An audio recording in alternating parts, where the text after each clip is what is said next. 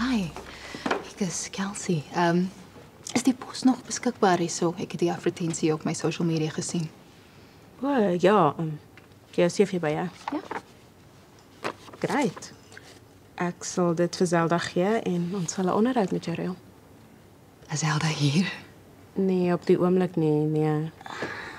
Natuurlik is hy nie.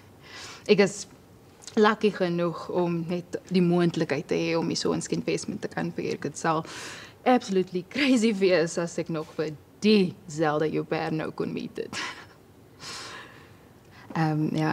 Ek is 'n bietjie van 'n fangirl. Ek bedoel, als wat sy so bereik het om hierdie plek in die empire te skep. En sy het dit nog once op haar eie gedoen. I mean, wow. Kom jy van Boskruin af? Nee, ek is van die Kaap af. Maar ek is nog net in die dorp en so, ja, toe ek die advertensie sien, toe sê ek net soos is meant to be. En ek bedoel, net die moontlikheid om hierso te kan werk. Ja, Wel, ek sien jy het ondervinding in die bedryf.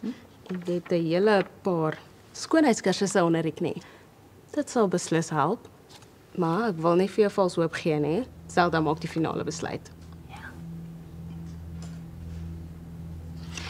ek moet vra,